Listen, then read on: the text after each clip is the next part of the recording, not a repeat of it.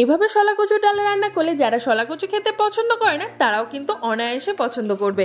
So hey my beautiful families, welcome back to my YouTube channel and Facebook page Roy's cooking lookbook. যারা এখনো subscribe and follow করোনি অবশ্যই করে দিও। তার জন্য প্রথমে শলা কচুকে ভালো মতো ছুলে নিয়ে ধুয়ে নিয়ে কেটে নিয়েছি পিসেস করে।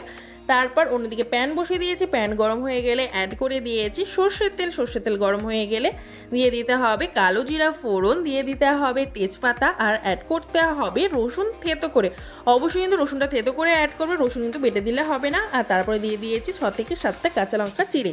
তোমরা যে যেমন ঝাল পছন্দ করো সেভাবে দেবে, বাট কচুটা একটু ঝাল ঝাল খেতে ভালো লাগে আর কি, তো যার জন্যই সেই হিসেবে আমি লঙ্কাটা দিয়েছি। তারপর অ্যাড করে দিয়েছি আদা জিরে কাঁচা লঙ্কা বাটা, সেটা দিয়ে ভালো মতো একটু ভাজা ভাজা করে নিয়েছি। যখন কাঁচা গন্ধ চলে গেছে তারপর অ্যাড করে দিতে হবে শলা কচুগুলোকে। গ্যাসের ফ্লেম কিন্তু মিডিয়াম রাখবে, নয়তো পুড়ে ধরতে পারে, তো যার জন্য মিডিয়াম রেখে শলা কচু অ্যাড করে দিয়েছি। দিয়ে হালকা নাড়াচাড়া করে অ্যাড করে দিয়েছি হলুদ লবণ, দিয়ে আবার ভালো মতো নাড়াচাড়া করে ঢেকে রেখে দেবো শলা কচুটাকে সেদ্ধ হবার জন্য। তোমরা কে কীভাবে শলা কচুটা রান্না করো অবশ্যই কিন্তু আমাকে কমেন্ট করে জানিও। আর তোমরা কী ধরনের রান্নার রেসিপি দেখতে চাইছো সেটাও কিন্তু অবশ্যই কমেন্ট করে জানাতে ভুলো না। তো দেখো শলা কচু প্রত্যেকটা ভালো মতো মেশানো হয়ে গেছে লবণ হলুদের সাথে। এবার এটাকে আমি ঢেকে রেখে দেবো যতক্ষণ না পর্যন্ত শলা কচুটা ঠিকঠাক মতো সেদ্ধ হয়ে আসছে। হতে কিন্তু ভীষণই অল্প সময় লাগে আর খেতেও কিন্তু ভীষণই ভালো হয়। অবশ্যই বাড়িতে একবার হলেও ট্রাই করে দেখতে পারো।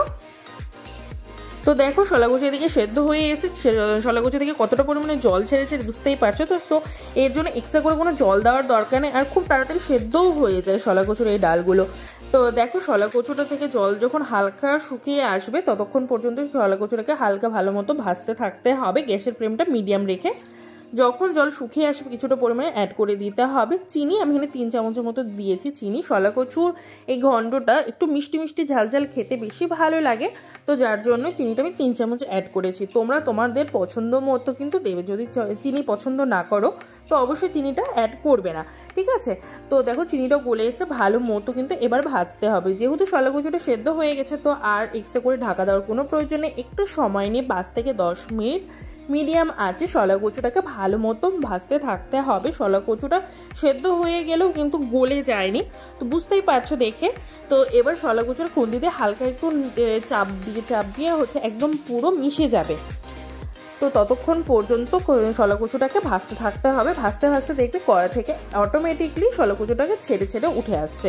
তো দেখো আমার শলা কচু রান্না হয়ে গেছে। গ্যাসের ফ্লেম অফ করে দিয়ে কিছুটা পরিমাণে লেবুর রস করেছি, এটা অ্যাড করেছি এই জন্য যাতে গলাটা না ধরে। শলা কচু তো এখনকার শলা কচু যেহেতু গরমের সময়, তো শলা কচুর গলা এমনিও ধরবে না, বাট তবুও ওই লেবুটা দিলে একটু ফ্লেভার হয় আর তো কোনো টেনশনে থাকে না যে গলা ধরবে বা কিছু।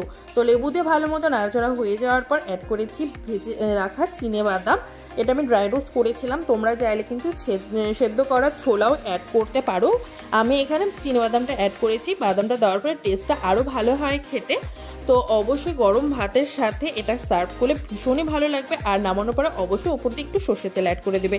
তো দেখা হচ্ছে নেক্সট কোনো রান্নার রেসিপিতে, ততক্ষণের জন্য সবাই ভালো থেকো।